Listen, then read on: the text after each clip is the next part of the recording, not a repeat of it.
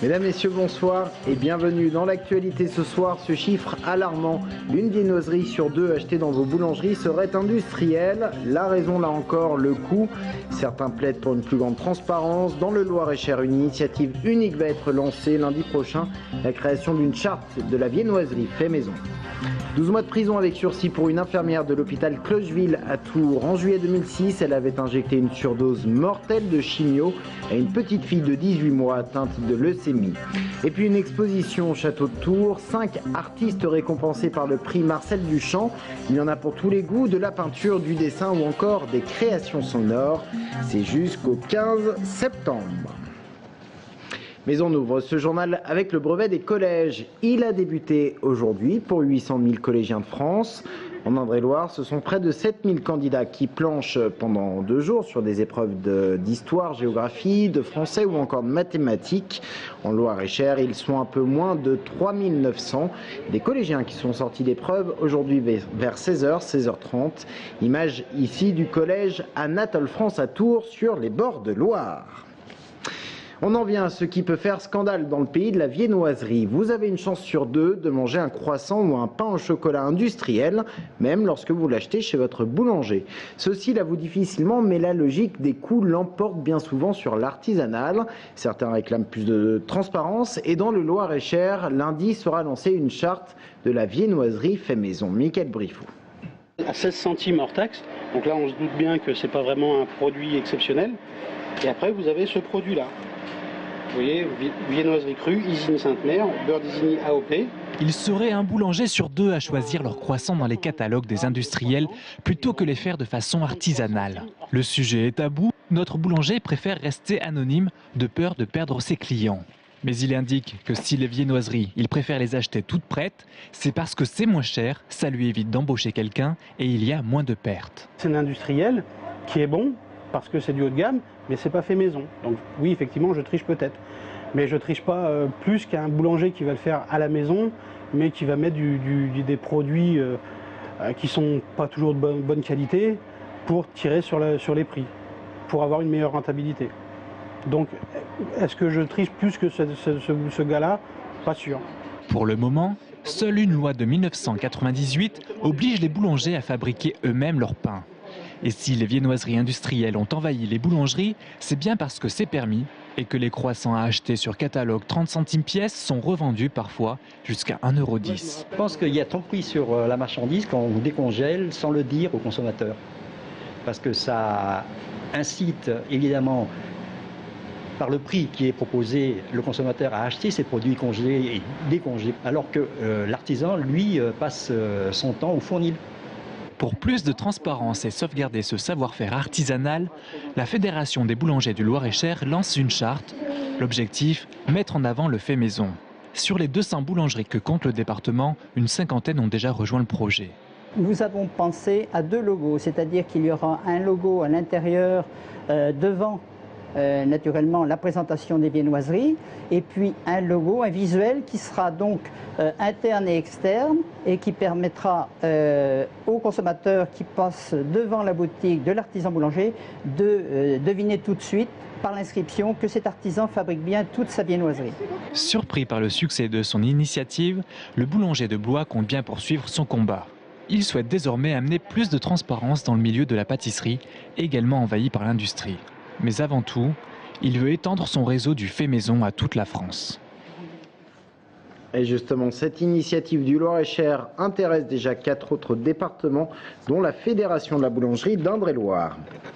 Justice et 12 mois de prison avec sursis prononcés par le tribunal correctionnel de Tours à l'encontre d'une infirmière de l'hôpital Clocheville, poursuivie pour homicide involontaire. En juillet 2006, elle avait injecté une surdose de chimio à une fillette de 18 mois atteinte de leucémie.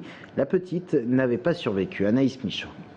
Le jugement a été rendu au terme d'une instruction longue et particulièrement douloureuse pour les 2 parties.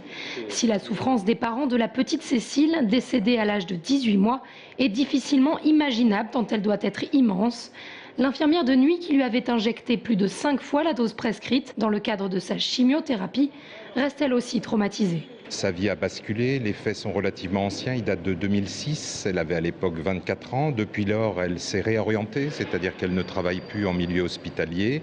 Et ça a été particulièrement difficile pour elle de se dire qu'elle avait donné la mort quelque part à un enfant. Bien qu'elle ait toujours reconnu sa responsabilité, l'infirmière n'est pas considérée par les parents de la petite Cécile comme seule coupable. Ils avaient d'ailleurs à l'origine renoncé à l'attaquer en correctionnel. Finalement, après différentes procédures avortées, ils s'y sont résolus mais restent frustrés par la façon dont s'est déroulé le procès. Les vrais coupables ne sont pas là, quoi. Voilà. Et ça, c'est effectivement extrêmement frustrant. Et je pense que pour cette raison, notamment la maman, elle ne pourra jamais faire résilience. Parce que, voilà, la page ne peut pas se tourner, la plaie n'est pas cicatrisée, son enfant, comme elle dit, est mort pour rien. Parce qu'il n'y a pas de reconnaissance. À chaque audience, la prévenue s'est en effet présentée seule, jamais accompagnée de son chef de service, ni d'aucun responsable de l'hôpital.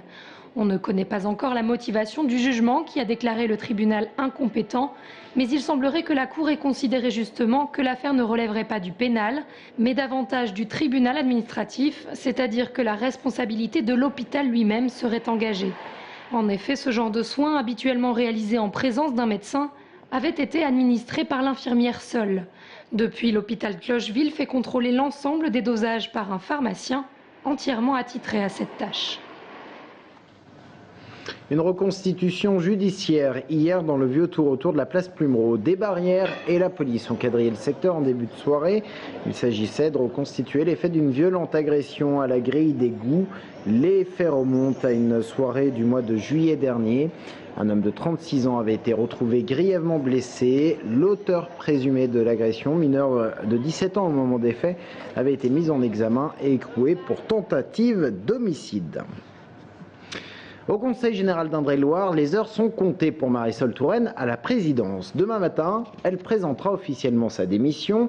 On vous en a parlé, 3 socialistes sont sur les rangs pour la remplacer et ce seront les militants du parti qui devront les départager lors d'une sorte de primaire. Il ne restera donc plus qu'à l'Assemblée à valider le choix des militants, sauf bien sûr surprise. Alors on a attendu les sons de cloche à gauche, mais qu'en pense-t-on à droite dans l'opposition au Conseil général? Eh bien voici cela avec Romain Delville. Avec 14 conseillers généraux sur 37, l'opposition de droite et de centre-droit n'aura pas grand mot à dire pour la succession de Marisol Touraine. Réduite à l'état de spectatrice d'une concurrence à gauche entre Dominique Lachaud, Philippe Le Breton et Frédéric Thomas, l'opposition dénonce la nomination par le seul Parti socialiste et a beau jeu d'y opposer les valeurs républicaines. Au moment de la désignation d'un candidat, les partis ont un grand rôle. Mais à partir du moment où les électeurs ont choisi, le candidat n'est plus le candidat du Parti socialiste, il est le candidat des électeurs qu'il représente et il devient conseiller général d'Indre-et-Loire, pas conseiller général du Parti socialiste. La règle de la République, c'est quand vous êtes élu, vous devenez l'élu, y compris des gens de l'opposition de la circonscription électorale dans laquelle vous êtes élu. Si la droite désapprouve un mode de nomination qu'elle considère comme cavalier, qui plus est pour désigner un 3e président en 4 ans, son chef de file, Pierre Louot, estime que son groupe ne devrait pas prendre part au vote le moment venu. S'il n'y avait pas ou s'il n'y a pas ce vote artificiel du Parti socialiste à travers, ça aurait peut-être été la conduite la plus normale. On aurait eu 2 candidats peut-être à gauche, un à droite, c'était le jeu normal. On a aussi la possibilité de s'abstenir et je crois qu'on aura sans doute une conduite assez proche de celle-là. Vu de l'opposition, la règle est dictée par le PS de non-cumul. Ministère-présidence d'un conseil général n'est pas une mauvaise chose, mais soulève une question. Qu'adviendra-t-il le jour d'un remaniement ministériel dans lequel Marisol Touraine n'apparaîtrait plus ? En bref, Jean-Patrick Gilles, député de la première circonscription d'Indre-et-Loire, élu vice-président de la commission des affaires sociales de l'Assemblée nationale. La commission se réunissait aujourd'hui pour la première fois. Elle a donc élu son bureau. À l'hôpital de Tours, la grève continue à Trousseau. Une centaine de personnes des services Grand Brûlé et neurotraumatologie dénoncent le projet de fusion des 2 services. Les grévistes pointent les problèmes d'effectifs. Du côté de Fil-Bleu, un léger mieux pour les usagers. Demain, la grève continue, mais elle sera moins suivie. Ainsi, de 7 à 9h et de 16h30 à 18h30, plus de 60% du trafic sera assuré. Idem pour samedi. Je vous rappelle qu'en dehors de ces horaires, le trafic est normal. Et puis, toujours en bref, le classement général des musées de France vient d'être publié. Le musée des Beaux-Arts de Tours y est classé, toutes catégories confondues, 38e sur 303. En revanche, pour la conservation, il est classé 12e sur les 30 sélectionnés. On se rend maintenant au Château de Tours qui présente les réalisations de 5 artistes, des artistes récompensés par le prix Marcel Duchamp. 5 artistes, il y en a donc pour tous les genres, de la peinture, des dessins et même des installations sonores. C'est jusqu'au 15 septembre. Sabrina Menoult.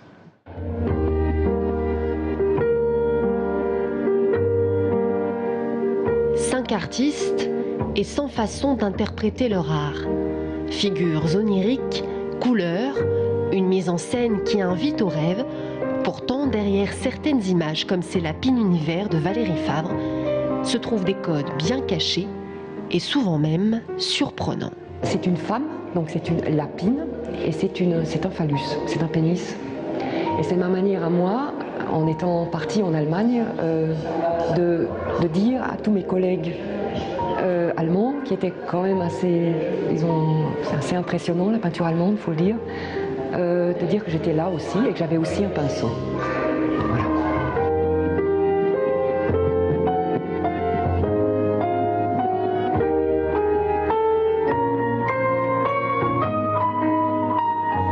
Redéfinir les symboles de la modernité, capturer le bon sens du visiteur et tordre le cou à tout ce qu'il croit savoir.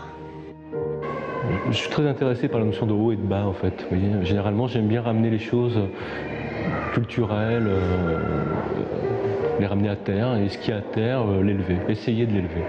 C'est un peu des enjeux de ma pratique. Et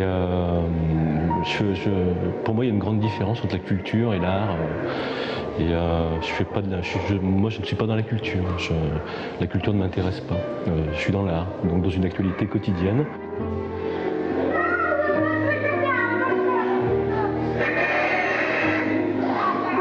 Partager sa vision du monde, colorée ou non, c'est en tout cas le point commun de ces 5 artistes. On se laisse avec ces images de promeneurs au jardin des Prébendes à Tours. C'était aujourd'hui des promeneurs et des gens qui profitent du soleil, puisque les Tourangeaux sont venus soit chercher le soleil, soit le frais au jardin des Prébendes. Il a fait chaud aujourd'hui en Touraine, entre 29 et 32 degrés.